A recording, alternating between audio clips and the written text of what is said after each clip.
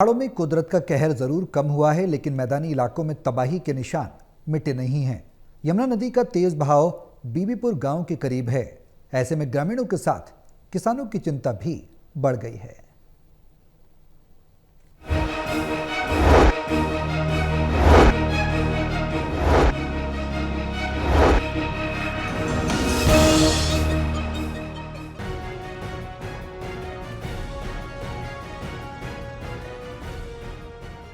पहाड़ों में कुदरत का कहर जरूर कम हुआ, लेकिन मैदानी इलाकों में तबाही के निशान मिटे नहीं।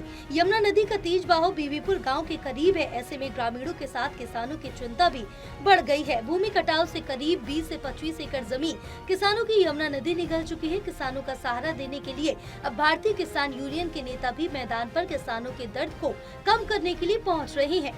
यमुनानगर जिले में यमुना नदी के विकराल रूप में यमुना नदी से सटे दर्जनों गांवों को भारी नुकसान पहुंचा दिया। यमुना नदी के तेज बहाव में कई गांवों के किसानों की जमीन दरिया बन चुकी है।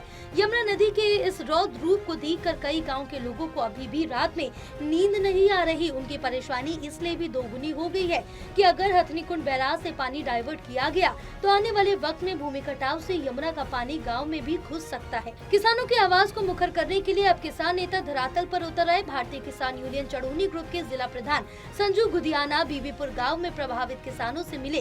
संजू गुदियाना ने यमुना नदी के पास पहुंचकर भूमि कटाव को देखा और अधिकारियों से इस बाबत बातचीत भी की। संजू गुदियाना ने कहा कि यमुना नदी का तेज बहाव गांव की तरफ रुख कर रहा है।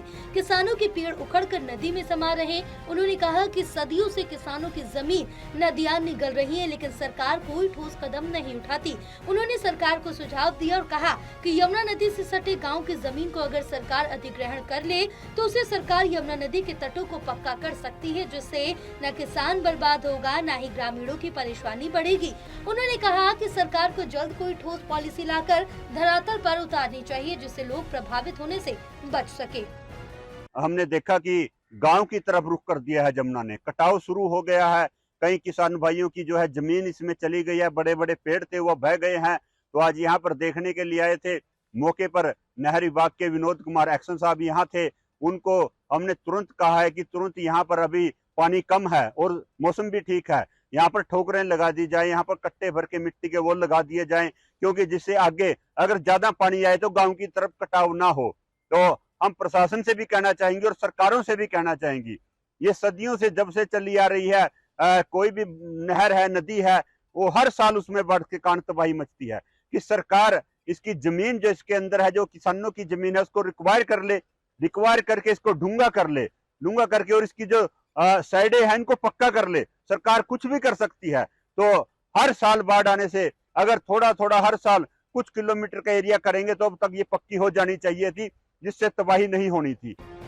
फिलहाल अब देखना ये होगा कि किसानों को कब राहत की सांस मिलती है। यमुनानगर से राहुल सहजवानी की रिपोर्ट।